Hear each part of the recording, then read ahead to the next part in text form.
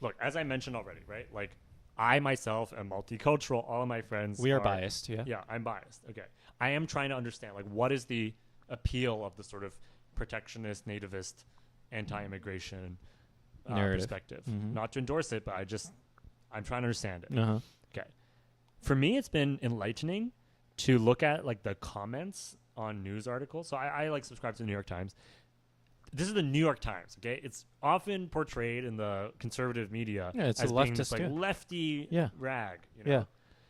Any article in the New York Times that talks about immigration, I encourage you to just go to the comment section. Oh, interesting. I've never done that This is before. the New York Times, okay? Uh-huh. Any article that talks about immigration, Uh-huh. you will find that the vast majority of the comments Uh-huh. are saying things like the Democrats are shooting themselves in the foot with their, pro-immigration policies. Interesting. Most Americans don't want this. Like, Interesting. I'm a lifelong Democrat. I'm a lifelong liberal. I'm a bleeding heart progressive, but I still think we need to protect our border. Interesting. Like, all of the comments are like this. I'm not Mhm. okay. I'm exaggerating slightly, Uh-huh. but the vast, vast majority of comments in the New York Times Uh-huh.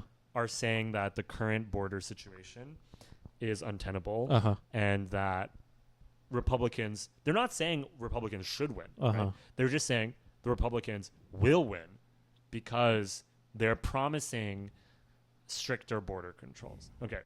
Okay, we're back. Hello, we're back. We're trying sitting on the couch this time. Yeah. Oh my gosh, this is so much more comfortable, Thomas. Yeah, sorry. We were trying to do like a whole recording setup. Yeah. We can't afford like those fancy mics to like hang down Yeah, from like those a are nice. boom bar or whatever, a ceiling. So we're just gonna have to remember to hold the mics close to our faces. Yeah. But this is good. It's sorry for the hiatus, everyone. We've been away for a while, but I was traveling for a few weeks. I was in Europe. I was at a wedding, doing some vacation, at a conference. Saw cousins that I hadn't seen in 12 years. Yeah. Had a great time. Kihong was also doing a little bit of traveling. I was in San Francisco. I was just telling Thomas about how much I love the city. Yeah. Yeah, So to my sorry. own surprise. Yeah. I mean, you were saying that it's not quite as dystopian as the media sometimes portrays it. So I found that interesting. But I mean, when I visited, I've only been there once. I found it to And be when like was it? last summer. Last summer. Yeah. Gorgeous, like geography, nature, like Yeah. the climate, everything. The Yeah. architecture, just like, I don't know. It was beautiful. Yeah. Definitely has some issues in terms of, like income inequality or Yeah. like The homeless problem. homelessness, drug addiction. Like Drugs. there are social issues in Yes. San Francisco that are probably not being handled Yes. optimally. I'm actually glad that we're starting out with this topic because I feel like we're going to be talking about politics, Yeah, political yeah. polarization. SF is also like a good example of that, right? I mean, it's Yeah, a blue yeah. state. California is a blue state. Yeah. Oh my gosh, conservatives love to just like shit on Just San sh- Francisco yeah, shit because on it's San like Francisco, yes. it's supposedly it's like proof that democratic states can't govern. Yeah, or that whatever, it right? doesn't work. Yeah. Yeah. But here's the thing about SF though, right? What I noticed here, this time, it also helped that the government the city started cracking down on the homeless problem, right? It's like, they're now trying to house them and like actually give them help. So it's really good what's happening there. I would say that San Francisco is less segregated in certain ways compared to Boston and New York. It's not like Boston and New York; these cities don't have the homeless problem and all of these things. It's like Boston, you will see not in the city, but more in like areas like Roxbury, like you'll see that. In New York, you would see like certain areas. San Francisco, it's more like it all happens within the city, but it's like three streets or like 3 streets here, 5 streets there. So you just definitely see more of it as you're going around. So I just don't think it's fair. Like it's a fair comparison, and media portrayal can definitely be a little exaggerated, I would say. But yeah, I mean it's not a false thing, right? It definitely exists. Yeah, but let's talk about this. I'm very excited to talk about it. I mean, during our hiatus, which was like 4 weeks or something like that. Yeah. It doesn't feel that long. A lot happened. Right? A lot happened, yes. happened. A lot in the world of politics, global The news. world. Trump almost got assassinated. Yes. We have a new Democratic nominee. Yeah, or Biden dropped presumptive out. nominee. Yeah. What else happened? Ukraine invaded Russia. Yeah, that yeah, was I saw the news today, yeah. pull the Uno reverse It was card. crazy. Yeah. Yeah. A lot has Jesus. been happening. The Yeah. stock market almost tanked. Yeah, but then and then came back and then right came away. back right away. So Yeah. I don't know. Hey, BOJ, what is the Bank of Japan doing right now, man? Okay. I don't. Okay. I'm not going to claim I know a lot about finance or stocks or anything like that. I bought yen, man, and But- now it's falling again.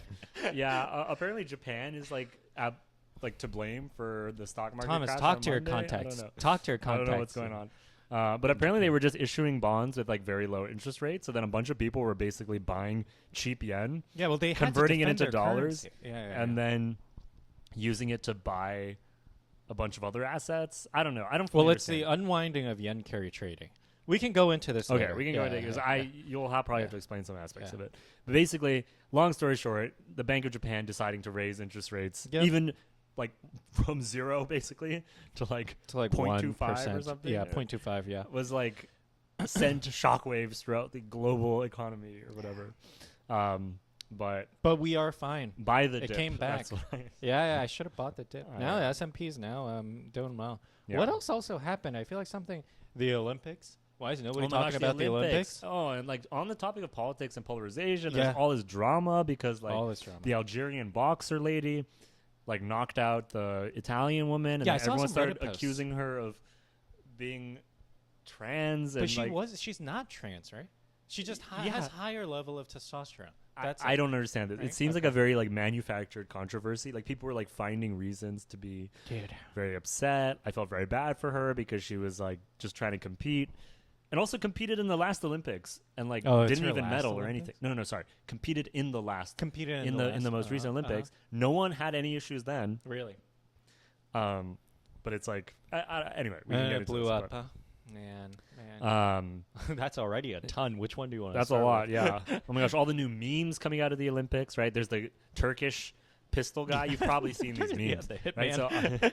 So everyone's like, "Oh my gosh, this guy is like shooting. He's doing air pistol at the Olympics without all the fancy eyeglass stuff. You know, he must be a hitman." And there was a meme about how Boeing is going to hire that guy to take out like all of their internal whistleblowers. Okay, It's wild. speaking of Boeing, wild. the astronauts that got stranded on the ISS. I don't know, Did you hear about this? No, I saw only the headlines. What is the what is So- the context? Basically, the astronauts. There were these astronauts that were supposed to go on like an 8-day mission Yeah. to the ISS, the Yes. International Space Yeah, Station, yeah, yeah. and they were supposed to be And brought now back he's stranded. by Boeing, the Boeing Starliner, Yeah. and there was an issue with the Boeing Oh crap! Starliner And thing. it didn't. So take now off. they're gonna have to stay there until 2025. No way. Like, No way. yeah, 2025. yeah, they're gonna have to come back on SpaceX or something. But Oh my. very embarrassing for Boeing. But they have stuff up there, right? You can. yeah, no, do, they'll be like, fine. They food can get and- resupplied. It's like Okay, good, Yeah, good, there's a big difference, I think, between the. So they have plenty of like. It's easier to send stuff there, Cargo. like cargo there. Oh, but But hard to bring back stuff. they're like they're only a subset of the spaceships are able to safely bring Got it, humans got back, it, right? Got it. But cargo, yeah, is different. Got it. Anyway. Okay, all wait. right. Sorry, we Yeah, we're jumping around a lot. Okay, first Let's talk- politics. Yeah, politics. You want to start with Donald Trump's Trump's assassination attempt? Dude, that was crazy. We're like, you texted me. I found out from you. I was in London. I was at my friend's wedding, which was great. Congratulations. Oh, congratulations, CKP. Um, You might not remember me, but I remember you. Anyways. it was great. I was in London. Yes. Got back to my hostel at like midnight. Yeah. Check my phone one last time before I go to sleep, and it's from Kihong, and he's like, one word, one text only. Trump got shot. Yeah. I I think was I like- said verbatim, yo, Trump got shot. It's like, am I living through like another JFK kind of moment? Like, this is crazy. I thought it was the Onion. So what happened was I was just hanging out with my friends, actually pretty close to here. It was just like a picnic party, and then my friend Ryo, he's actually Japanese. I think you guys would love each other. But anyways, he was on his phone, and I was just like, what are you reading? It's like Trump like bleeding, and then but somehow like the flag behind him is like headline goes like Trump got shot, and I was like, what? Are you reading the Onion? And he's like, dude, this just happened. And I What look at my the phone. heck? And it was even before like Wall Street Journal notifications or anything Yeah. like that. Yeah. I was like, shit, I gotta tell Thomas. Yep. So that happened. I will probably. It's one of those moments in my life that I just won't forget. But anyways, what was your first reaction? Well, so I was about to go to sleep. Like, Oh, you were I was about to literally go to about to sleep. go to sleep. Yeah. What time I was also- it? it was in London? midnight. Midnight. Okay. I think. I also just got back from a wedding, and I'll be honest, I had a few drinks at the wedding. Okay, so Sounds like more than a few. I got back and I saw his, I was like, what is going on? But I was like, I'm really sleepy. I'm gonna go to sleep. Yeah. And then I woke up in the morning. you woke up in the morning. And I couldn't actually remember whether that was like did that like a really dream happen, or was like, this yeah, like a but- weird dream? So I had to like check the news in the morning and be like, no, that was real. That actually did happen. Yeah. I did remember it, You but did I was just remember. like, just double checking this actually happened. I think it became pretty obvious that he like wasn't seriously injured, and But it was so close. very. I mean, that's the thing, right? It's So crazy. It's crazy. close. I mean, I was like reading, people's all kinds of analyses about this. Articles were written, posts on social media, but it's just like you realize that if the bullet had been like 1 inch off of its trajectory, he would have been gone. Like that would have been another live JFK type thing on TV. Everyone would see it. Like it grazed his ear. Ew, yeah. Didn't injure him at all, which makes him so incredibly lucky. Yeah. So And if it had gone like half an inch, yeah, like quarter an it's inch. just actually insane how lucky he got. Insane. And some people in my life were just like, "Oh, that's staged." I'm like, "No, like come yeah, on, yeah, like, no. I that's mean, definitely no, not staged." Like, look at that. Like, That it, doesn't make could have any been like a gush of wind. It could have changed the trajectory of the bullet, right? Yeah. Um, Yeah, it's wild actually, but I actually think that like it ended up basically being the best possible case scenario for him, for Trump, because he didn't get he Yeah. basically had no serious injury, Yeah. but he could still say he got shot, right? Yeah. Like if it had missed him, I don't know, it would have been big news, but it would have died down after like one day, right? It's like, oh, someone tried to shoot Trump, but didn't even succeed. That was literally the But it's first like- thought that crossed Yeah, my mind. but it's like he actually managed to get shot. Get shot Without still get no injury, no Yeah. like extremely minor injuries, right? and still take that picture. Yeah, Damn, and, that okay, picture. that's the thing. I'm like, okay, I do have to give Trump credit where it's due.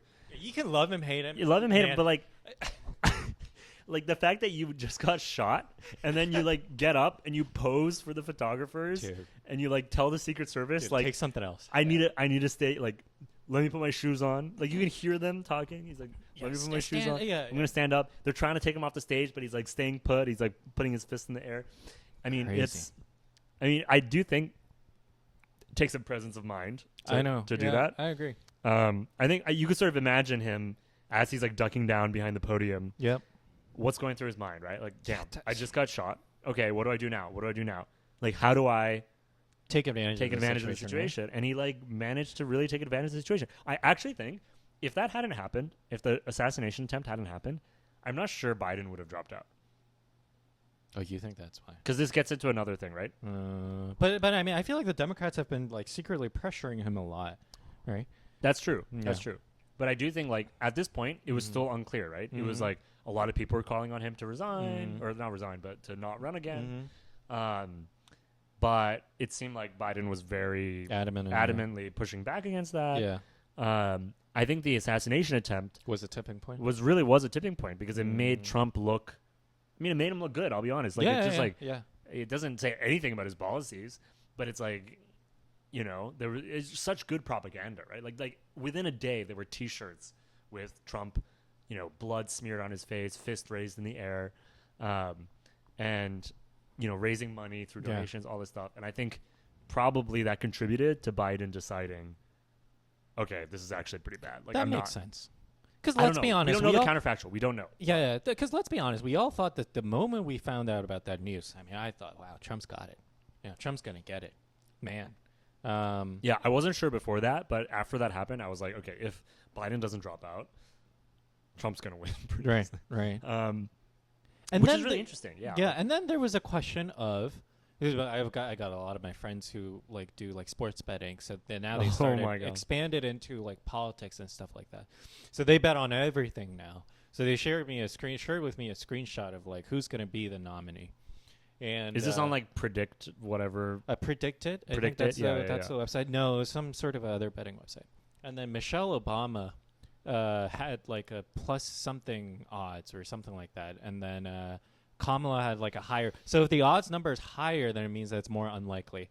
Actually, Michelle Obama's was lower than Joe Biden. This was before Joe Biden dropped out. But anyways, so we all were talking about like some people actually believe Michelle Obama was going to run. But it's like once Joe Biden said he's going to drop out, and there was that like term, right? There was that little term before he announced Kamala. Yeah. Like I was like, who's going to run? right? Because I love Kamala. Kamala actually visited Dartmouth, so I actually saw her. Oh, I didn't know that. have I didn't one know of, that. yeah, I have one of my books right after. It's like around 2019 or something like that. I have a book signed by her. It's You have back a book home. signed by Kamala? Yes, Okay, yes. And I thought she was absolutely charismatic. But to be fair, that's not her image. Because I feel like the Dems like did not give her enough platform. Yeah. You know, because it's like, what's her thing so far besides? Am I gonna get haters by saying this? But like, I feel like up till now, her biggest like thing was like, "We did it, Joe." That meme, you know, it's like she was never given enough platform, and she's such a charismatic woman. You know, you ever like actually in the room with her, you know, talking? I mean, she was a prosecutor. She comes from a prosecutor background, right?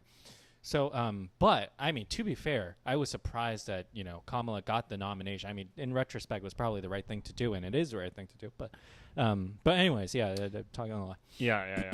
Well, as they say, there are weeks where nothing happens, and there are days where weeks happen. Yes, so yes. It's sort of like nothing's happening. We're all wondering what's going to happen, and then, bam, bam, bam. Apparently, Biden announced he's going to drop out. He told his entire staff only like minutes before he posted on social media. Right? Really? So he posted on Twitter, Instagram, whatever. Wow. Right? And apparently, even other than his like very closest advisors, even his whole full White House staff only found out a few minutes before he told the whole world. Is that right?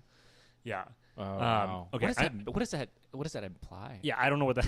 I would be a little annoyed if I was like Me working on the too. campaign and like I didn't get any heads up on that. Me too. But I think he did tell Kamala Harris earlier, so she sort of had some time to strategize, but not like that much time. She probably had like one day to figure out. I feel kind of bad. What am I going to do if Yeah. Joe Biden drops out? Like everyone's going to be looking at me. Yeah. And apparently she had to organize these phone calls with sort of all of the other, I mean, basically potential competitors, right? Sure. For lack of a better word, right? Like people like Gretchen Whitmer and, I don't know who are the other people that were being Like floated. Gavin Newsom, right? People whose names were being floated as Yeah. potential Democratic nominees. Yeah. She had to convince them Right. to not run Yeah. and be on her side. Yep. And yeah, it must have been a crazy 24 hours. I feel bad for her, Yeah. honestly. I would have been so. I would have had no idea what to do. But it's actually. Where'd you hear that from? That Joe Biden already made up his mind, and it just kind of. Well, I don't know about it. I don't know when he made up his Broke mind, it, but what yeah. I think it was New York Times or something was Yeah. reporting that. Yeah. The New York Times was like leaking a lot of stuff from inside Yeah. the Biden Yeah. administration, Really? which is crazy. It was like, there would all be these like there would be so many anonymous sources saying, like, Interesting. Joe Biden is growing increasingly frustrated with the Democratic elites. It's like according to 3 people familiar with Joe Biden. It's like, okay, so Man, yes. clearly some people on the inside are leaking this, Yeah. probably intentionally, to the press in order to put pressure on Biden. Because the more that the New York Times is talking publicly about how there's this subversive effort, like it sort of becomes a snowball effect, right? Like Yeah. it sort of gains its own momentum. Yeah. And the more people realize that there's an effort Yep. to Yep. essentially replace Joe Biden as Right. the nominee, the more he will feel pressured to step aside. Because, so I do feel like there's this immense power on the part of sort of members of his staff, also the Right. media, Right. to basically shape the narrative. And, Yes. and that's eventually going to create a tipping point. At first, only a few people, basically a few fringe people within the Democratic Party were calling on him to leave the race, right? But as soon as that reaches a tipping point, Yep. like The no momentum, one wants to look disloyal. Right. But as soon as it looks like the tide is turning and actually, the inevitable is going to happen, Yeah. then you're encouraged to switch sides, right? So Yes. there's this, nothing happens, and then it all happens all at once, Yes. right? Yes. So that's sort of the dynamic at play, I think, in this kind of thing. Interesting. Yeah. I was sitting in a bar Yes. in the Netherlands, in Amsterdam. I was In sitting in a Amsterdam. bar in Amsterdam when I get a text from a friend saying, Joe Biden just dropped out. Dude, you got all these friends, nice friends in your life, just updating you on I was key just like, events, huh? what? Yeah, for once, I did not have to check the news to get this. Yeah. People are telling me that it's happening. Yeah, I mean, Okay, to be yeah. fair, his debate performance, we never talked about the debate, I don't think, right? Man. But, like, it was bad. I'll just be honest. It was terrible. Like, I had a bottle of wine next to me. yeah. So I honestly was like, after watching the debate, especially if you compare it to, his performance in, previous debates 4 years ago, 8 years ago. I don't know. It was just very, very different. That doesn't Yeah, mean, he had COVID, but I think he was getting old. He's I mean, he getting didn't old. have COVID during the debate. Oh, he didn't? I No, thought he he did. got COVID after. But he the like had a debate. cold Oh, during the I debate see. or something. I see. Um, Yeah, I saw a meme right after the debate where it's just like, there's a Twitter post. It was like, if America was a company and this was an earnings call, that's like a 40% stock price drop. So yeah. true. Well, what's interesting is that if you remember the 2020 debates between Biden and Trump, Yes. then, I mean, I think Trump came across looking very just annoying, like interrupting all the time. Yeah, he There was was a whole yelling. thing where Yeah. after the first debate, which was Yep. like the Chris Wallace debate on Fox, Yes. Yep. then they had to like institute this new rule where whoever was not speaking, whoever's turn it was not, would have their mic muted. And they had to institute that rule for the first time because of Trump. And then I think in this debate, in this 2024 debate between Biden and Trump, they had that rule. So the mics would be muted when you're not talking.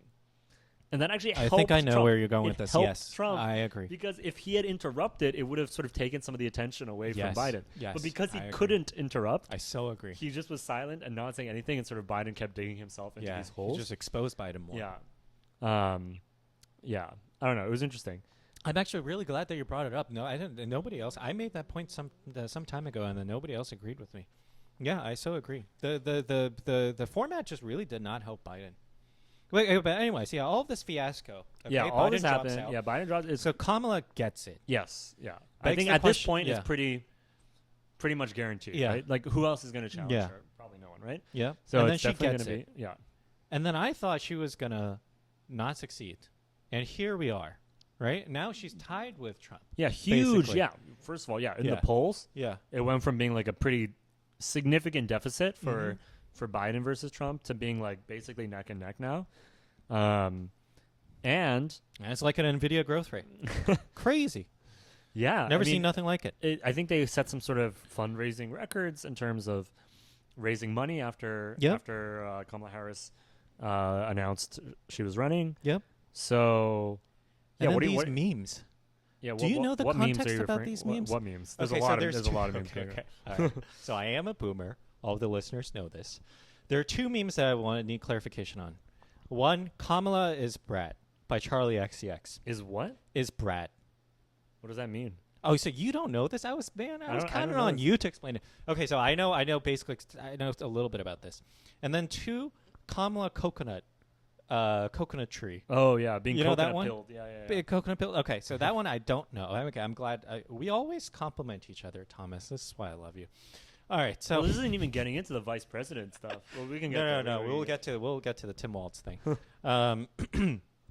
So Kamala is Brad. So apparently, Wait, Brad, B-R-A-D? no, BRAT. T. Brat. Like the dolls, or no? Like No, a like brat. Like What if I called you a brat, that would be a bad thing, right? Because a brat is yeah, But is Brad? So okay, I'll tell you. yeah. Explain. the 'Cause context. I'm too old. For You know this. Charlie XCX, right? Who's that? Charlie XCX is a I've singer. heard the name. Is it a Damn, singer? you're worse than me, man.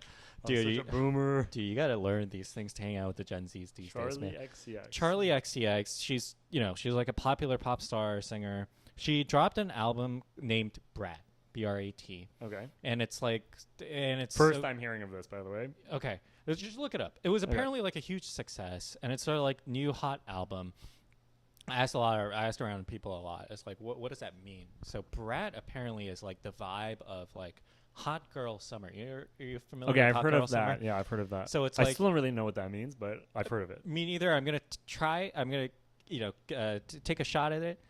Listeners, you can correct me. You can call me stupid after. Yeah, please but- call into the show. If Yes, but my phone's it's- on silent, so it's like hot girl summer is like you're feeling like you're the it girl. Like you're. okay, what is an it girl? I'm basically just talking out of my butt now. It's like you feel good. It's like you feel like you can be like rebellious Confidence. a little bit, confident, rebellious a little bit. So Charlie XCX apparently tweeted or on X said Kamala is brat.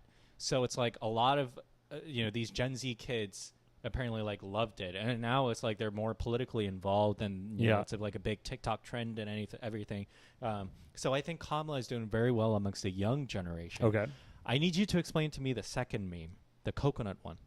Okay, so apparently, at some point, I don't know what the context was, but there's a clip taken out of context, I'm sure, of Kamala Harris saying, "You didn't just fall out of a coconut tree. Oh, I see. You're part of everyone who's ever gone before you." Or she says something. You're part of the bigger society. You're part that of this sort bigger thing. society, Yeah, right? yeah, But yeah. basically, there's this clip that's sort of taken without context, and it basically is just Kamala saying, "You didn't just fall out of a coconut tree. You're part of something that everyone else is part of," or something Interesting. that's sort of. I guess it's meant to be.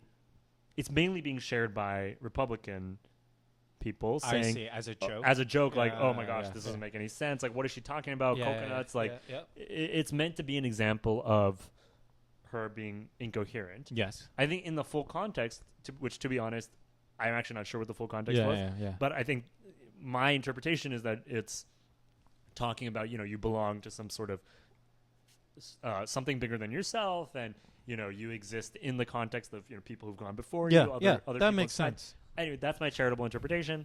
I should probably do a little bit more digging. It is an interesting word choice, though, to be honest. Yeah, coconut tree. Yeah, it's like, where you did that can come fall from? out But of it's like, coconut tree. whatever. Like, people Okay. have said way weirder Way shit. weirder shit. Yeah, it's like, okay. So what's funny is, like, I do find this phenomenon where it's interesting, right? People from one side, especially in a very polarized environment, Yeah. will take something and then publicize it as if it's a burn, right? They'll be like, "Oh, burn! Like, let me show this clip of, like." Another example. I know we said we weren't getting to the vice presidents yet. Yeah, right? no, but please Like, go people for were it. sharing Let's go these for it. like memes about, like, Tim Walz being like Tampon Tim, because I it's like, didn't know this. you didn't hear about this, but it's like, apparently Tim Walz supported putting tampons in the bathrooms in schools for all bathrooms. Okay. Right? All bathrooms, regardless of whatever gender Okay. the bathroom's supposed to be. He was like, let's just. He supported a bill that would put tampons in all school bathrooms, I see. regardless of gender. Interesting. And okay. so from, like, at least from within one type of conservatism, they were like, "This is ridiculous." He's like putting tampons in the boys' bathrooms. So like, they call it a tampon tampon Tim. tip. But it's like, they say Interesting. that as if it's a burn. Yeah. But, like, yeah. people on the other side can, like, basically co-opt it Yeah. and be like, "Wait, what's wrong with being tampon Yeah, Tim?" yeah, Like, it's a good like, thing like, that I'm gonna girls start are- printing T-shirts saying Yeah, tampon, tampon on Tim. it. Yeah, It's or, like, own it. What's wrong? Yeah, exactly. Yeah, like, own it. own Like, it. reclaim it. It's like, Yeah. why is it a bad thing to Yes. be like a guy associated with supporting, Like women's health. tampons? Like, Yeah. who cares? Like, Yeah.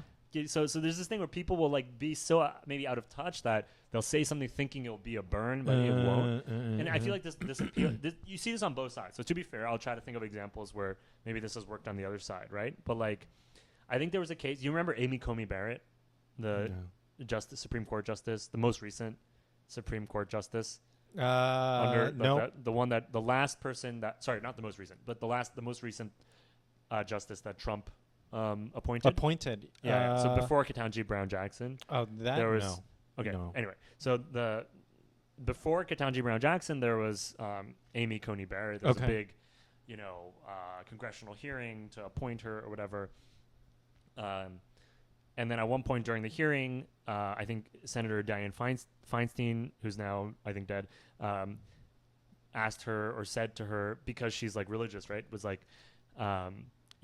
the dogma lives loudly within you, or something, right? So basically implying that you're too religious to be yeah. considered for Yeah.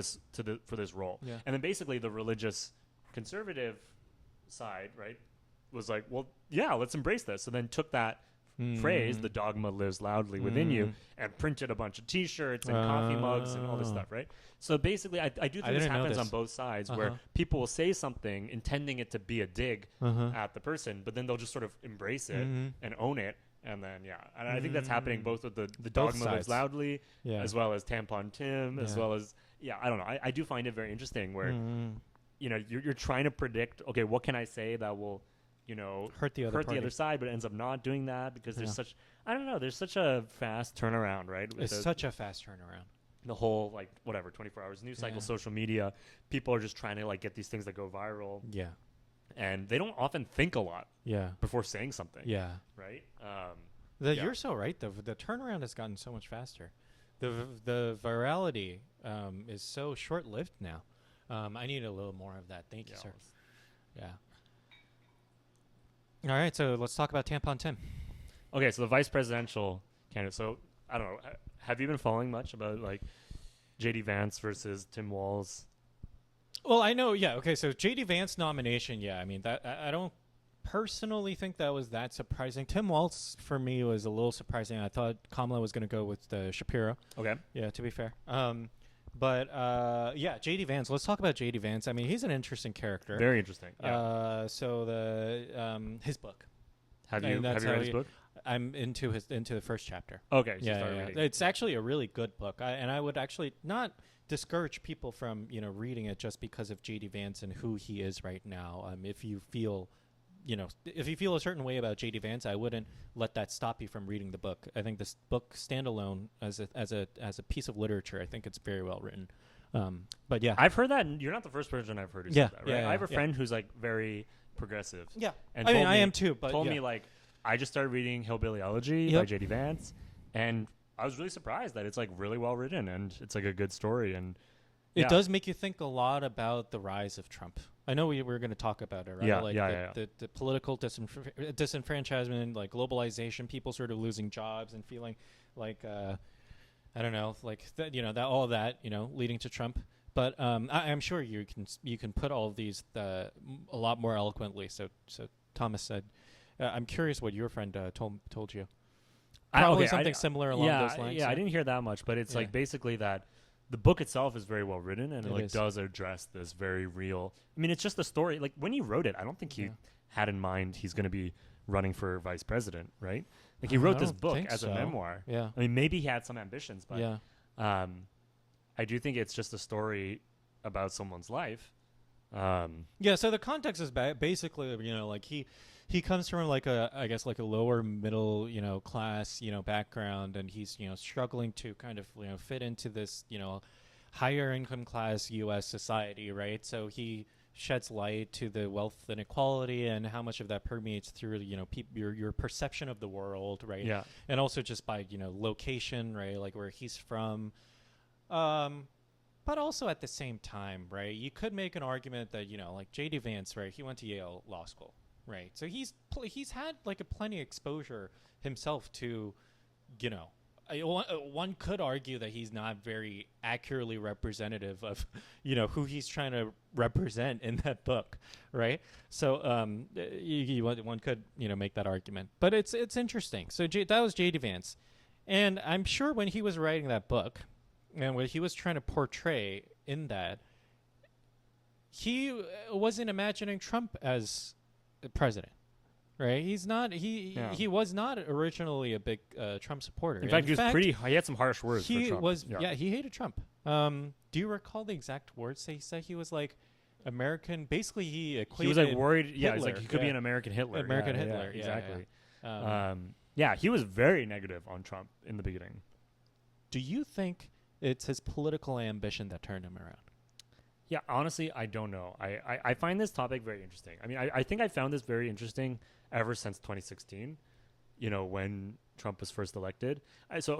From my own perspective, I think you should, the way I see it is you can separate your personal beliefs about, how to run the country from your, I guess, quest for knowledge about trying to look for explanations for why things happen in a certain way, right? Yes. And so it's like I could say, okay, I disagree with Trump on X, Y, and Z policy. I don't want to see him be president again, blah, blah, blah. So you can have your own opinions about that. But separately, you can also have, I think, an intellectual desire to just understand how did Trump get elected in 2016? Why does he have such enduring popularity such that 8 years later, there's still a very real possibility that Trump will be the next president. And I'm looking for explanations, right? Like in the same way that in science, like in grad school, I think we're trained to look for explanations for phenomena. Like you're approaching it from reason. I want to look for exactly like some sort of model of the world, some sort of causal explanation that can sort of explain why things happen the way they did. Why don't you name a few things that you think, few forces that you think are at play? I'm happy to. So I think, one of the, there are a lot of things going on, right? So I think maybe we can separate into a few different bins. I would say maybe one is economic, right? And so the U.S. used to be an economic powerhouse. Obviously, it still is. It's still the biggest economy.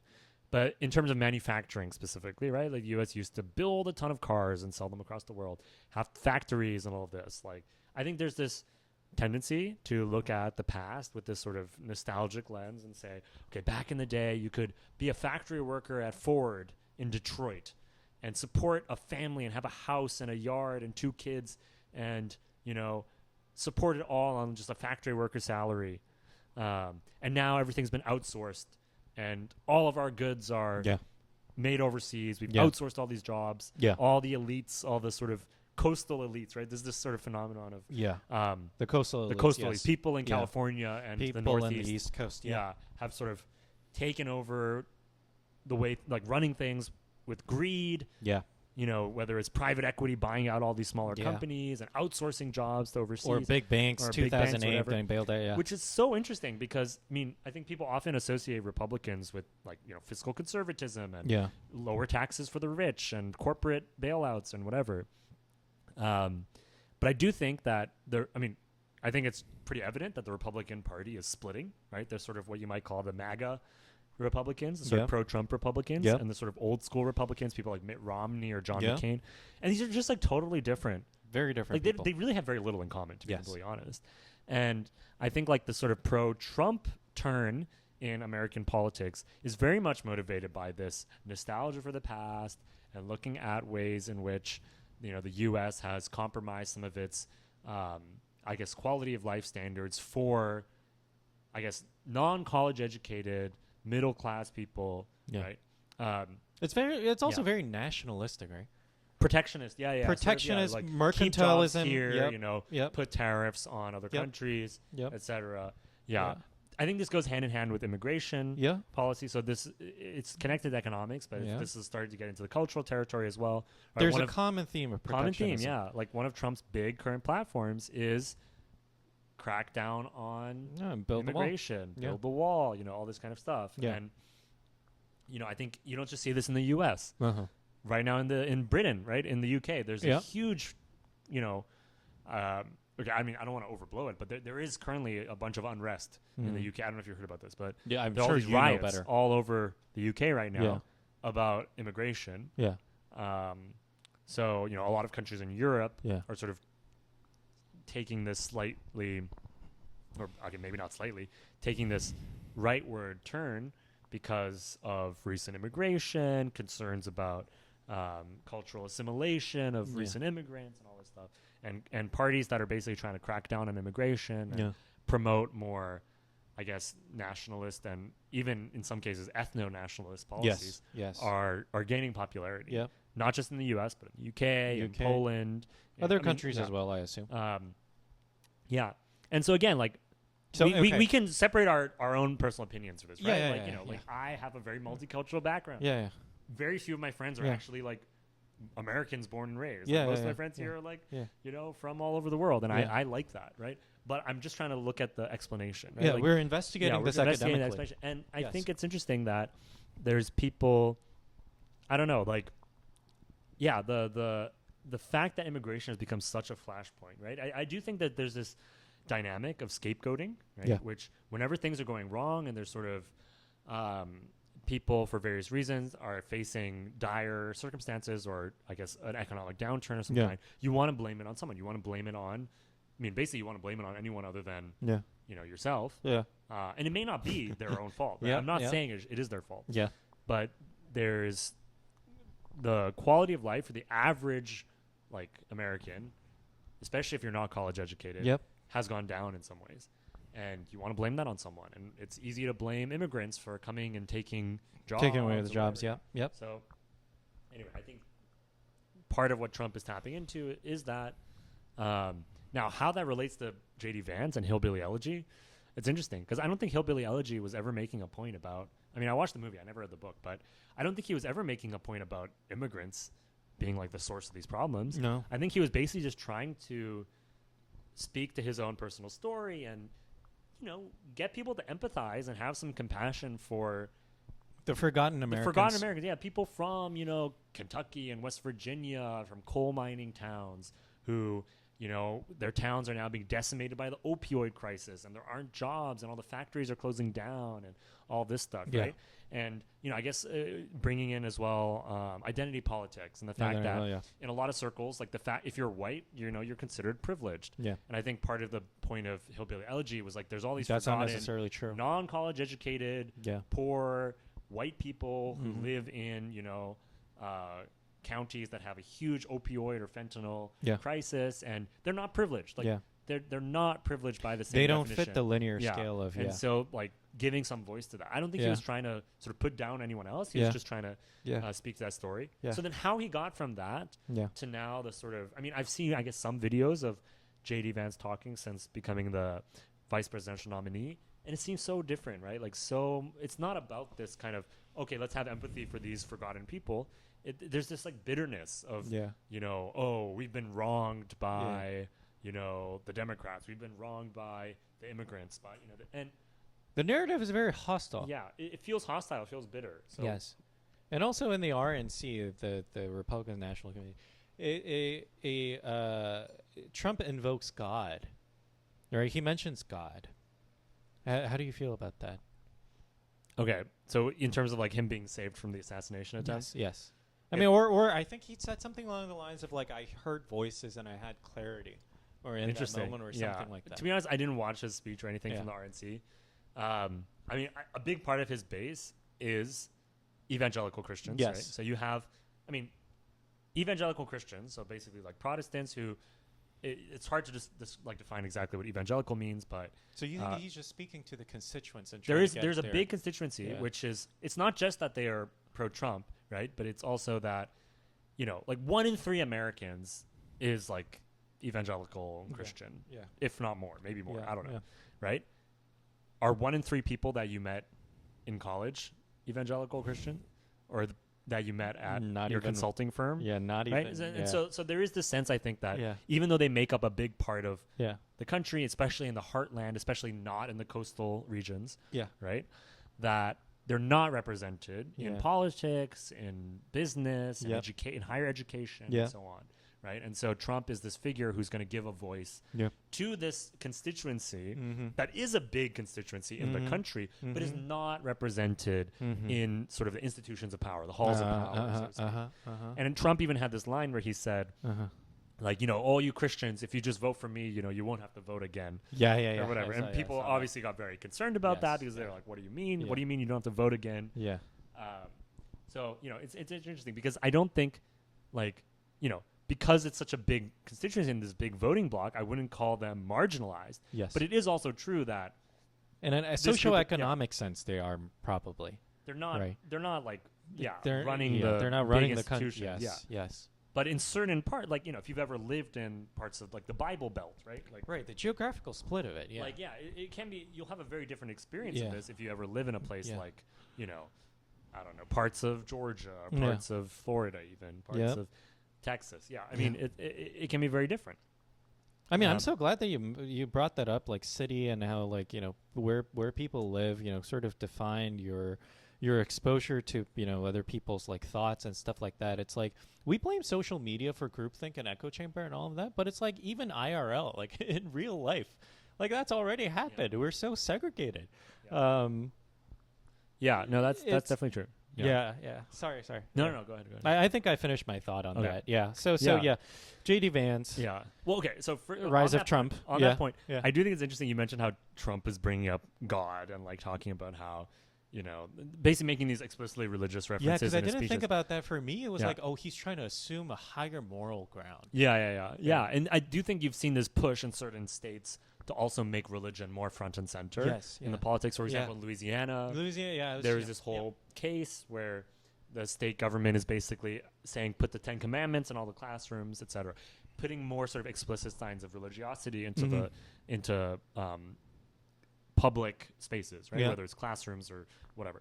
But was interesting was that Biden, when people were calling on him to resign, he did this interview with I did not watch George Stephanopoulos. Did you watch it? Yeah, I didn't. So basically, this is his damage control interview. After he had this sort of horrendous debate performance with Trump, he went on to George Stephanopoulos to try to salvage his candidacy, and I think George Stephanopoulos asked him, like, what would it take for you to resign or step down from running? That's what he asked. And Biden said, only if the Lord Almighty comes down and tells me to drop out will I drop out. Like, but I'm how serious was he? I mean, it's just, this is his folksy, folksy. Biden has always had this folksy way of speaking, right? But he said it multiple times. So multiple times in the interview, he said, only the Lord Almighty coming down could make me drop out. Now, what's funny is he did drop out. So it leads you to make the inference that, I guess the Lord Almighty came and visited Joe Biden. But I do think that it's not just a Republican thing. Like, Joe Biden also has these references to higher power. To higher powers. I don't know. It's a way of, I guess, kind of ending the conversation, right? Like, he doesn't, like, basically, Joe Biden did not want that line of questioning to keep going. He wants it to end. And so he can, by appealing to this higher power, you can kind of just stop the conversation there because, I mean, are they going to question it? Like, the reporter, like in this case, George Stephanopoulos, is not going to ask, oh, so do you really believe in a higher power? So it's a tactic. I do so think it's a conversational I do think it's a bit of a conversational tactic to basically. Interesting. It's sort of a thought terminating cliche. In a way, right? It's sort of you just appeal to this cliche. Yeah, and then let's move on to the next topic. And I think Trump also does that. I mean, Trump is like, come on, he's not like a super religious guy if you look at his personal life. Yeah, he's not even Christian. Yeah, but he has noticed that he has a lot of support from a big block of voters.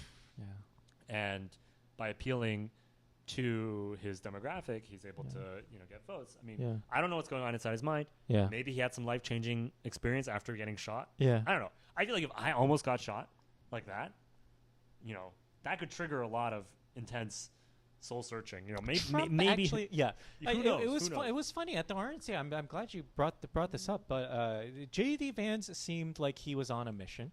Trump seemed a lot calmer than his usual like self. Subdued. His it just seemed like a, I don't know, more of like a happy, light mooded dude. I just thought, oh, maybe like an event like that would change you. Okay, I know we have to talk about J.D. Vance and then Tim Walz. Tim Walz, Tim Walz. What was a surprise. But before we hit that, actually, could we spend like 2 minutes talking about all the stuff that you brought up about like what was the force behind the rise of Trump, right? Like an immigrant scapegoating, right?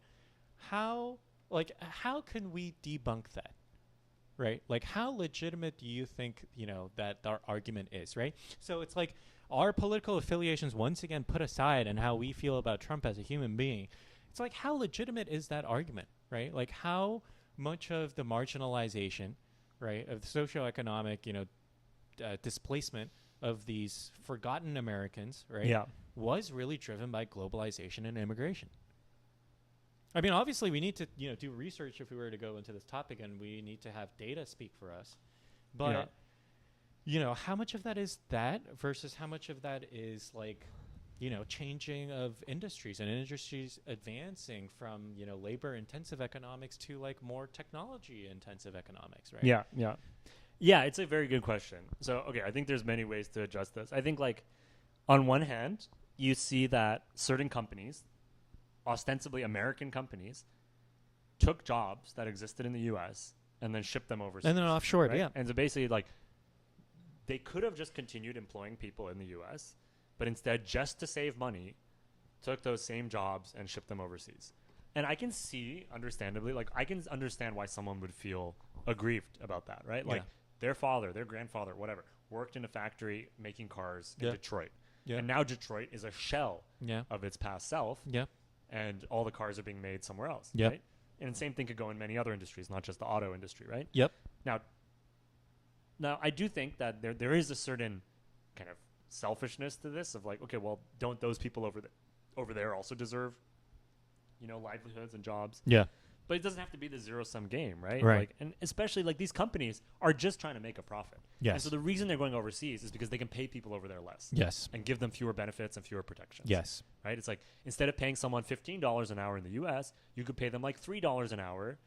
Somewhere else that does not have labor protections and the same kinds of things. And I do think like for a company to do that and to choose their bottom line over the livelihoods, I mean it's sort of like the taking capitalism to this like extreme, right? And I don't know, I can understand why people would Yeah. be upset about that. So that part, maybe there is yeah, some I think justice there's to it. something about that. And okay, so now what is the solution?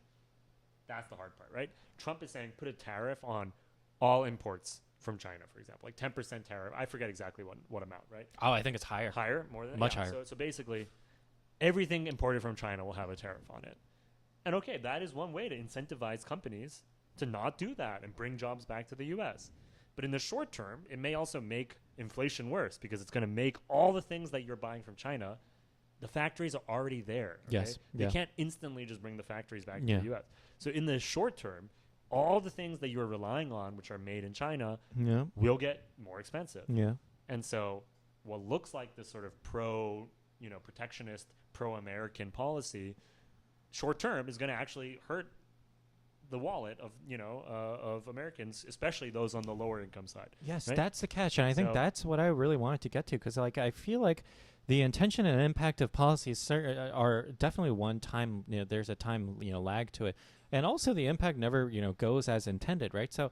Here's what I wanted to say too. Like a lot of people think that Biden is weak on China, but Biden is actually very anti-China. Oh, the CHIPS Act. The CHIPS Act, yeah, and oh my like gosh, yeah. all the onshoring happening right now. You could argue that Biden is actually doing more for these forgotten Americans than Trump ever Yeah. did. No, it was crazy. Like Biden, basically passed this.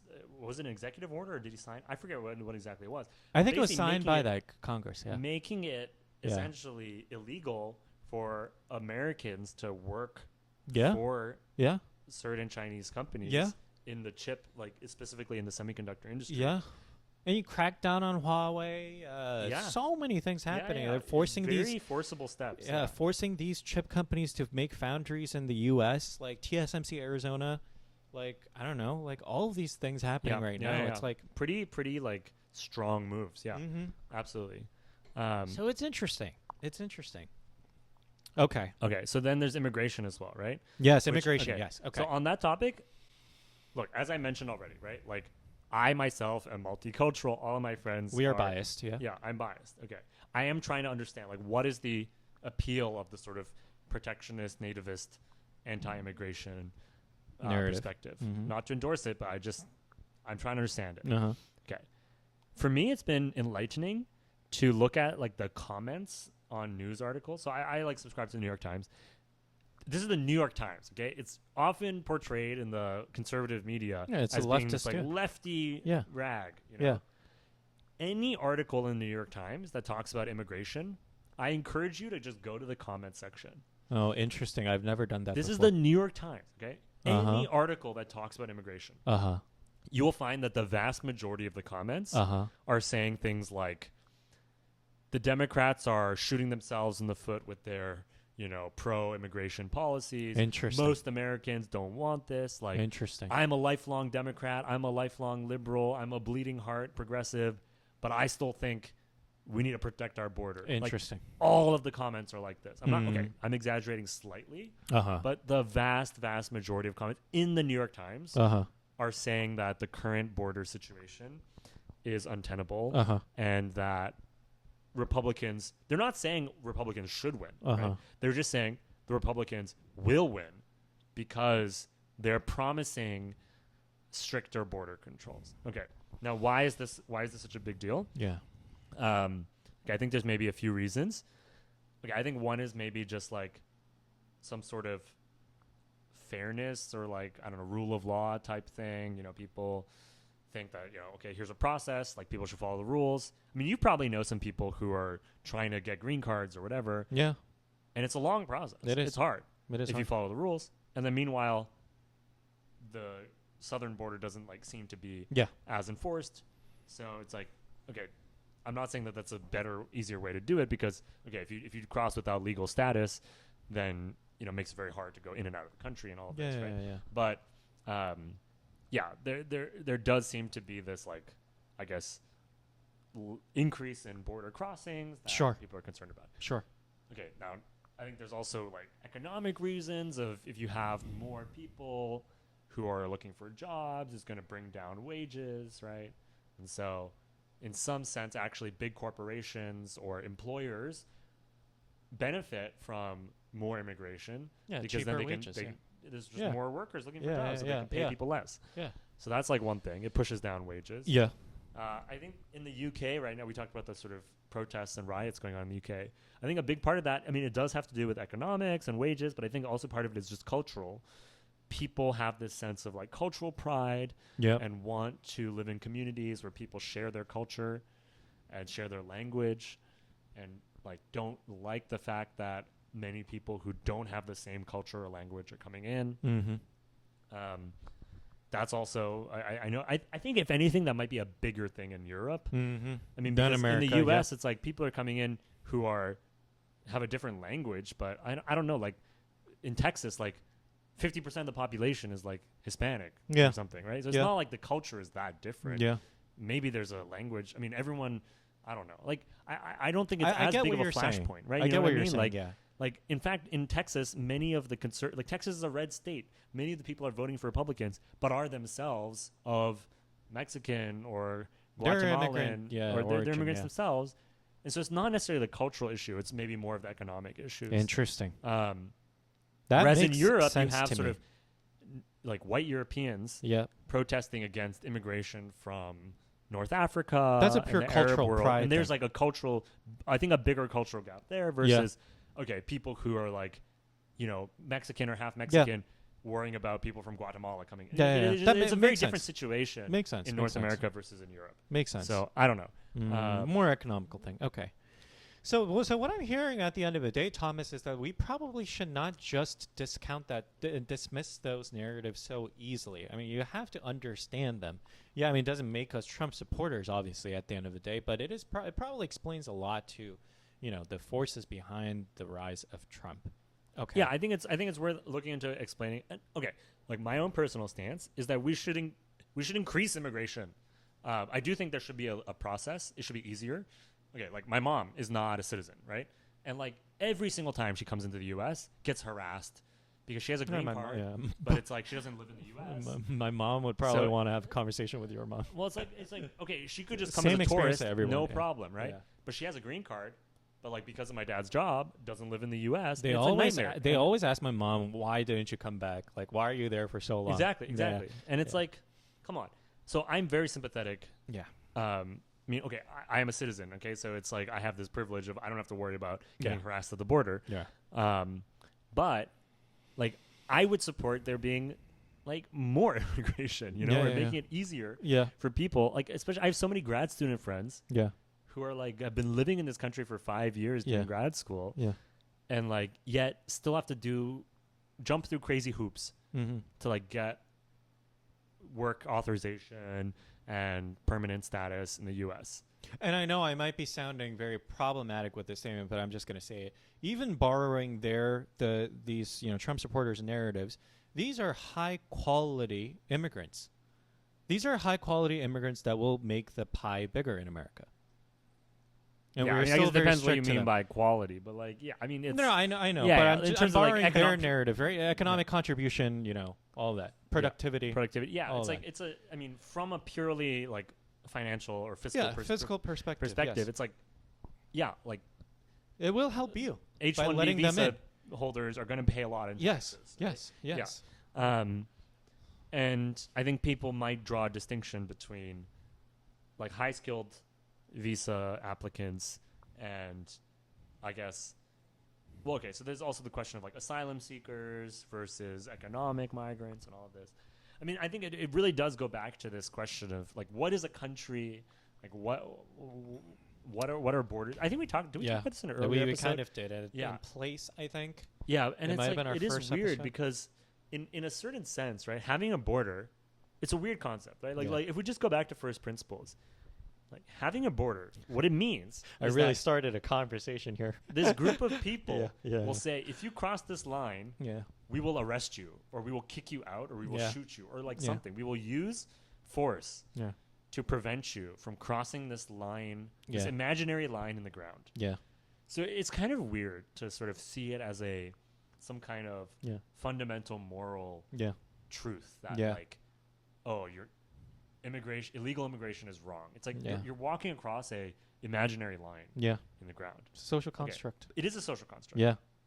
At the same time, those social constructs have existed throughout time Yeah. and across many geographic areas, Yeah. right? Where They've been disputed. They've yeah, moved. and I guess people have fought wars, Fought about where wars over- these borders should be. Yes. And so we've sort of arrived at this modern system of nation states Yep. where okay, we agree that countries are able to enforce their own borders, but you know we want to have friendly relations. We Yep. want to allow people to have good relations with other countries, Yep. move, migrate. Like these are all good things. Like Yeah. people should be allowed to like Yeah. free like travel and create a new life for themselves if they want to, and Yes. all of these things. And especially like you know you look at like supposedly progressive countries like Canada, right? Which like they only border one country. They only border the U.S. right?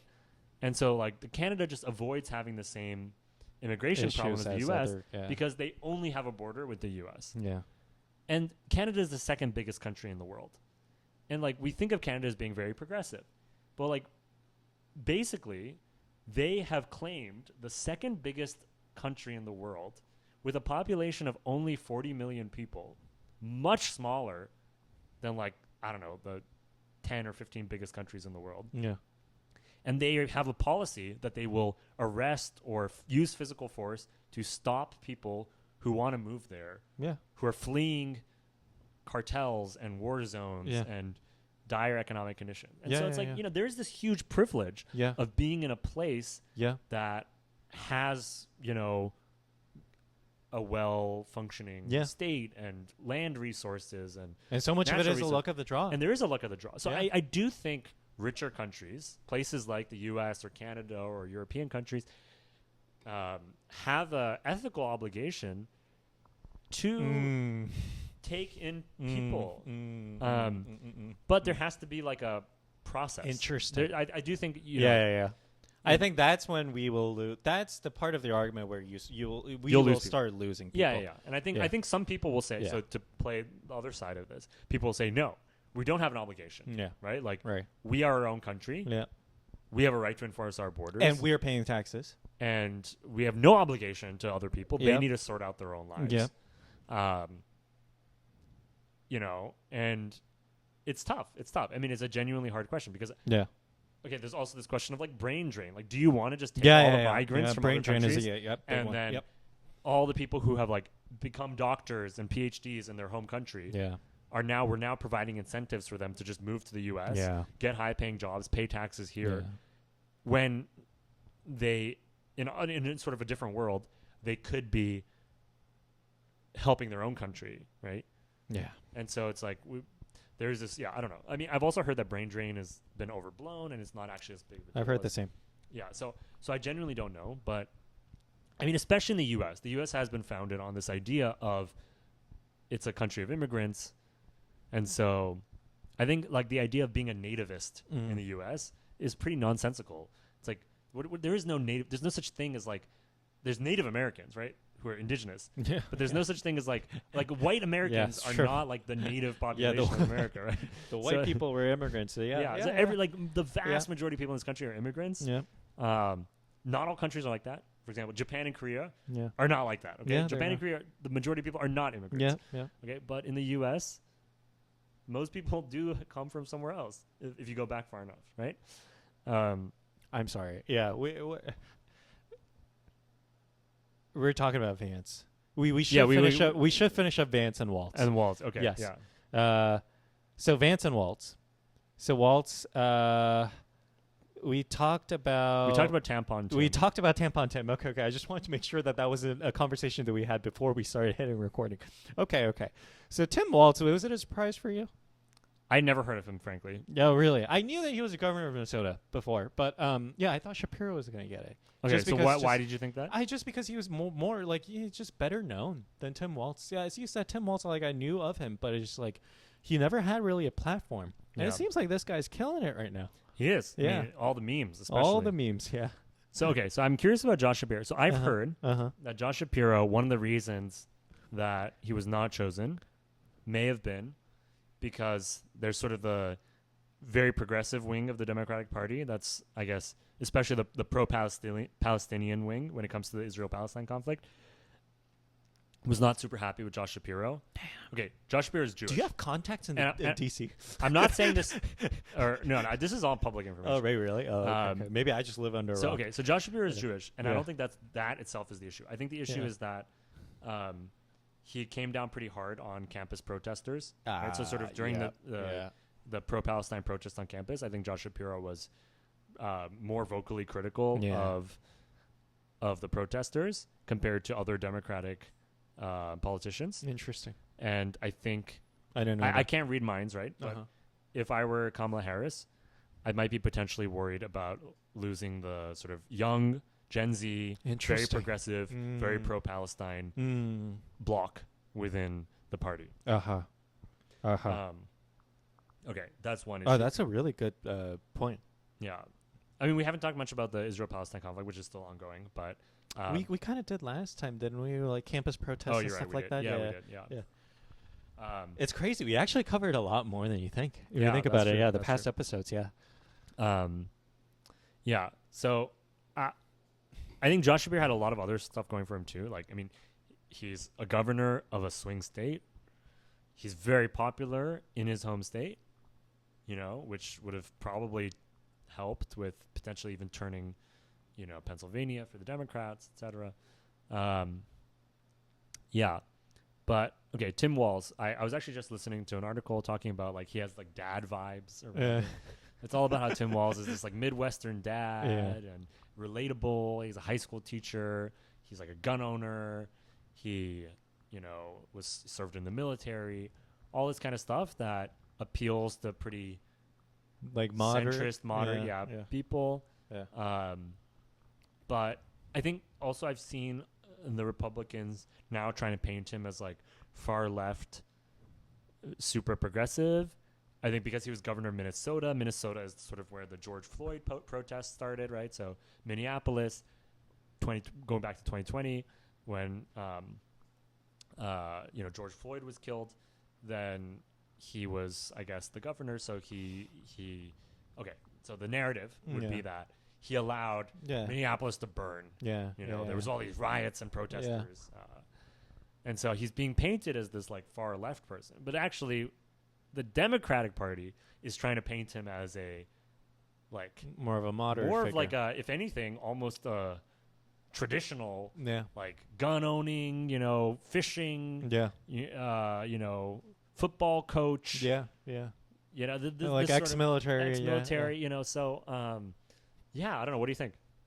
I mean, it just makes sense, right? Like both parties are trying to like, do whatever is best for him. I mean, I didn't know about that Josh Shapiro thing, and it makes so much more sense now to me because I was very curious why Josh Shapiro let go of him and kind of choose Tim Walz, who's like, I don't know, honestly, sort of seems like he kind of rose to stardom out of nowhere. But I've seen some of his speeches. I think he's pretty charismatic. He seems like he's still like, he has a sense of humor that can appeal to the younger generation too, like with his comments about J.D. Vance. The couch? Yeah, the couch. And do you want to provide some context? I don't know if that's actually appropriate enough for this. But I mean, like he seems like he could be a good running mate. I think I'm happy with the choice. You know what I think is interesting? So I think it's pretty clear that when Kamala Harris was choosing a running mate, she was limiting herself to white men. I don't know if you would agree with this, but it seems like all the people that she was considering were white men. I'm not saying that this is bad of Kamala or anything, right? It's probably smart of her. Yeah, I know. I think it's very strategic. Yeah.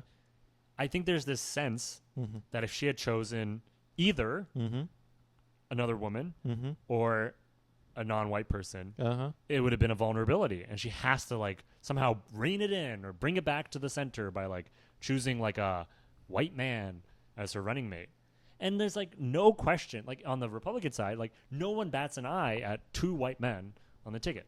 And yet if she had chosen like even a white woman, let alone a non-white woman as her running mate, people would have been like, oh, that's too much, which I think is kind of crazy. It's like, I mean, but that's just a reality though, right? If America wasn't even ready for a white woman, Yeah. No, I mean, I can understand it from a strategic perspective. I do think it says something about our country. Yeah. That it's just a harsh reality. She has to choose somewhat, like she felt okay, I can't read into her mind, but it seems like Yeah. she felt she had to choose a white man Yeah. as her running mate. Yeah. And people were talking about Gretchen Whitmer being like a amazing, can't like even potentially being the presidential nominee. Yeah. And okay, because she's a woman, she can't even be the VP pick. Strategically, it makes so much sense, though, right? It's like I feel like she's kind of penetrating into the whole like the moderate central voters who like don't quite relate to the MAGAs either, right? So strategically, I think it makes sense.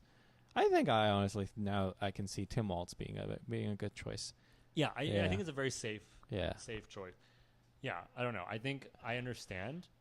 I just wish it was like not like I wish we would just like evaluate people on their merits and not on their like it's politics though. I know. But image matters. It's a popularity contest. I know like people are trying to be gradual. It's like there hasn't even been a woman president yet. Yeah. Let alone like two like woman president and vice president at the same time. Yeah. But it's like why do we have to be gradual about it? Like why do we even care? Like just because there's never been a woman president, why does that mean we can't have a woman president and a woman vice president at the same time? It's like we have a woman vice president right now, and like most other countries around the world have had a female leader. I don't know about most, but at least a lot of majority countries have had at some point a female and it's like the president. U.S. kind of feels a bit of an outlier. The U.S. is a pretty conservative country. Yeah, it's a very conservative country. Okay, I feel like we covered politics pretty well. We did cover politics a lot. Yeah, so and then Tim Walz, happened. And then the stocks started falling. And then Trump called it the Kamala crash. Did you see that? Trump tweeted, posted on X, really? that the stock market crash on Monday was the Kamala crash. Man is always on Twitter. It's like crazy. Okay, do you really want to go down that path? It's like, do you really want to say that anything that happens to the stock market is always blamed? You call her the Kamala crash. It's like she's not even the president. That's so She's the funny. vice president. That's actually she has no so control funny. over the stock market. I don't know. It's wild. And I think that kind of backfired because, I think there were some jitters, but the stock market basically just recovered. Good. Good. Yeah. Good for my 401k. Yeah, good. I don't even But have it wasn't a 401k. the Kamala crash. It was the BOJ crash, everyone. Yeah, it's all because of Japan. It's Sorry. all because of Japan. Yeah. No, I'm just kidding. There were so many different forces at play, right? Yeah. Do you want to talk about this, or is there anything else that you want to? I No, feel like think the I'm stocks good to is kind of it's kind of interesting. I think it's interesting. I feel like I could Yes, provide some perspective. Yeah, give some perspective. So there's some different forces at play here, right? First of all, the whole the confidence level around Fed decreasing rates. There were some talks about the Fed isn't ready yet. And then there were also some more research papers being released on the economy might be actually falling into like a tipping point and actually heading into the recession. A lot of these companies, a lot of these, kind of cheaper, food companies like McDonald's, and then kind of like these food and beverage ones like Starbucks and then Chipotle all started releasing earnings that were that sort of missed their expectations because I think people are just being more and more price conscious, right? And then they're so sick of shrinkflation and all of that. So companies' earnings results also weren't that good. That was also one thing. Intel is now back at the price where it was in 1997. Its earnings was terrible. Also, see that Wall Street bets the 700K grandma inheritance. I had to bring that up. Sorry. This is a man of culture that you're looking at, everyone. Wall Street bets. There was this one guy that was like, I got this 700K inheritance for my grandma. Where do I put it? I'm just going to put it at in Intel stocks. One day before it tanked like 25% of its value. 25%. Yeah, record missing expectations. And they're putting in so much CapEx investments on building foundries. And this poor guy, he just bought stocks. It wasn't even options. He was just buying stocks. Everybody on the forum was making so much fun of it. I felt so bad for him. But it seems like he owned it like a champ. Anyways, that, and then the BOJ stuff. So what happened was the yen, as everybody knows, if anybody's wondering why on Instagram feeds everybody and their grandma seems to be going to Japan, obviously Japan is a great, great nation to visit. lots of tourist areas to do. But also it helps that the yen is at like record low cheap, right?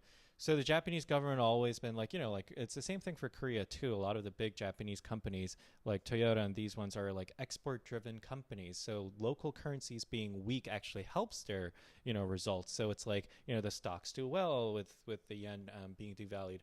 So the BOJ and the Japanese government kept relying on this narrative of like, oh, good export results by these top Japanese companies will trickle down to the laborers and like the greater Japanese economy. But the yen was so cheap, and like that actually doesn't help like Japanese people's like standards of living. So the BOJ made a statement that they will increase rates to protect their currency devaluation. So they raised it like 25 BPS. I think it was like a base rate of like 1% now up to I guess 1.25%, and they said they might continue to raise. So what that means is yen carry trading. How familiar are you with yen carry trading? I have no idea what that even means. So it's like back in the days, there's this like common narrative is like Miss Watanabe, right? It's just like random, Japanese last name. It's like these Japanese people are borrowing yen from Japan, their local currency, because their interest rate is so low. So the cost of borrowing is so cheap. Let's say it's like 2% rate, right? And they would buy asset globally, right? Like global assets like U.S. equity, for example, let's say, or like even U.S. T-bills, treasury bills, which is essentially considered risk-free at the rate of 5% return. And if you do the math, then with like very little work, you're basically guaranteed a 3%, with that interest rate delta return, right? So a lot of people did this. Warren Buffett, for example, would go so far as to buy Japanese companies with cheap Japanese capital. So he bought a lot of like Itotsu, Mitsubishi, a lot of these 5 Japanese trading houses. Anyways, so that's called kind of like yen carry trading because you're carrying yen and all that. As the it doesn't help that the U.S. equity right now, the S&P and all of that is a record high, and then the yen rates go up. So these people need to pay back yen as yen interest rates go up. So they started selling U.S. equities and then, paying back, Japanese bonds. So that's the unwinding of yen carry trade. So sell off your U.S. equities. Anyway, So that's why there was a big like dip. I think a lot of these forces were at play. Yeah. So Nikkei dropped 12%, and then but went back up 10% right after the BOJ said, "Psych, sorry, this is not what we intended. The world economy seems to be breaking, so we will stop with the interest rate with hikes." I thought it was hilarious, and I lost a little bit of money, but it's okay. I bought some yen. But anyways, so that was the stock market. That was not the Kamala crash. Yeah, I don't think Kamala had anything to do with it. But did not do anything. But yeah, that's happening. But I mean, it speaks volume to the uncertainties, though, that are still present in the world, right? Like Russia, Ukraine is still going on, right? There's a lot of uncertainties. Bro, Ukraine invaded Russia. Yeah, they're fighting back. They fight back. They pulled that Uno reverse card. Yeah, Uno reverse. Yeah, as they should, right? All resorting to just defense is tough, right? And they're running out of resources. Who knows with the November result? If Trump gets it, then yeah. Okay, that's the other thing about like the sort of one of the Republican talking points has become like we're spending so much money on Ukraine, that could be helping American people, and it's like we've given $100 billion to Ukraine or whatever. It's like we haven't given $100 billion in cash to Ukraine. We gave $100 billion worth of old military equipment to Ukraine that was sitting around in a warehouse not being used anyway. Oh my God! Did you see that accounting fraud though? No, what happened? Apparently, the U.S. Army misreported. So they said they gave Ukraine like an X billion dollars worth of equipment. It turned out to be actually $5 billion less. So they just got paid $5 billion more. Interesting. I do think that it needs a little more accountability. Oversight? Yeah, fair enough. Yeah. But yeah, I mean that narrative is ridiculous, right? We're not giving them cash, as Thomas said. Yeah. But yeah, it is very, very sad. I think that basically in the last year of fighting, there's been basically zero change in the front. In the border, yeah. And what? Probably a few 100,000 people have been killed or maimed, you know? So many Ukrainians, but also so many poor Russian guys, dudes that are just Yeah. And it's like our age, right? If not younger. Yeah. And I feel like, like at any point, Putin could end the war. Like at any point, he could just decide, we're done here. We're going home. Yeah. Any day. Ukraine is not going to keep invading Russia. Like NATO is not going to attack Russia. It's like at any point he could just say, we're going home. The war's over. If Ukraine were to do that, they wouldn't really have a functioning country. I actually, Putin, I just so it's like he he could just stop if he wanted to, if he really wanted to. I'll tell you one interesting fact about the Ukrainian military conscription system. You know, they actually have a age limit that prevents young people from going to the army. And right, it's they because want of to their keep population. Demographic issues. Yeah. Okay.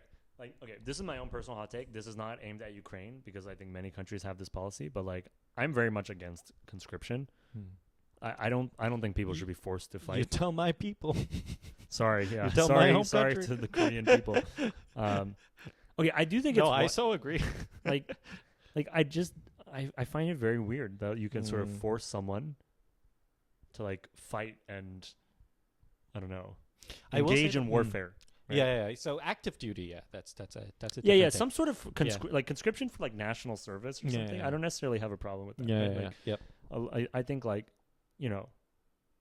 there's actually many benefits perhaps to everyone having to undergo a shared experience, and it's a bit of a leveling of the playing field if everyone, rich or poor, has to like participate in some sort of national service in some way. Yeah, there's some like value why to does it have to be warfare? There's many other ways to do national service. Now, I'm not saying that there's no place for a military. Yeah.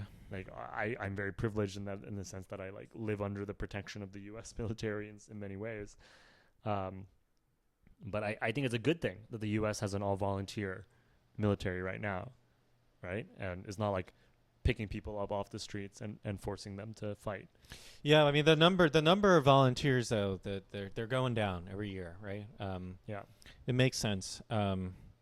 Ukraine and Russia, if you sort of look at it from a purely tactical and just military warfare perspective, it's also very interesting because there's been no battle before in human history where there's this high of a usage of like non-human military devices, like automatic devices. Yeah, drones, like all these UAVs, lots of intelligence happening.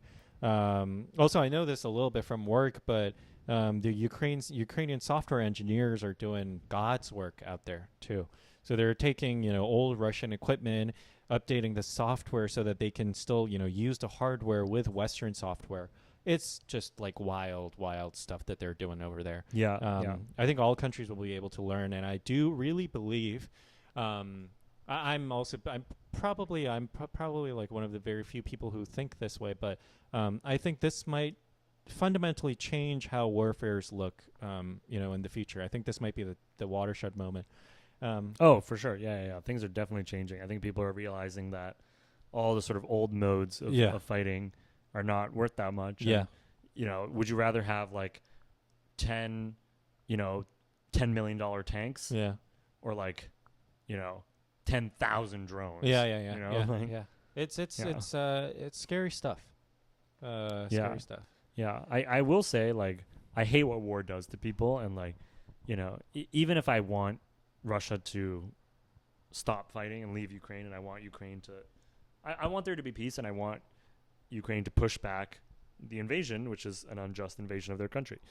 But I think like there are certain people I sometimes see in the context of this war, I guess this can happen in any context, right? But like dehumanizing the other side, right? And so you'll see people who are like pro-Ukraine referring to like Russians as orcs, or like, basically dehumanizing the other side and saying like rejoicing and taking pleasure in videos of drones dropping grenades on Russian soldiers in a trench and blowing them up, right? Like I literally, you can see, like you go on the internet, you'll see videos, like first person drone footage of soldiers getting literally blown into pieces by drones. That's tragic. And people are like celebrating it and being happy that this is happening. And like, okay, even if you want your country to win, and even if you want the aggressor to be punished, that doesn't mean I think you should like rejoice in the suffering of anyone, even if the person is engaged in an injustice, right? Yeah, and in fact, like many of the people fighting in the Russian army are like not really there by choice, and are often sort of conscripted from the poorer regions of Russia. Yeah.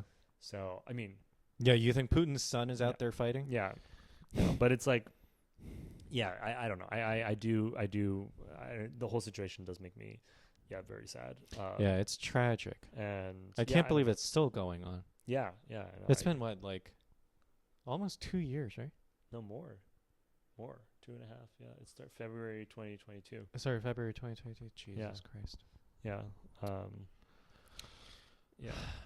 I mean, there's that, and there's all sorts of other conflicts and wars around the world that we don't even pay attention to. In the Middle East, there's things going on in Sudan, Africa, in Haiti, and Bangladesh. There was just Bangladesh is crazy. Unrest. I mean, hey, and Venezuela too. Venezuela, the election being contested.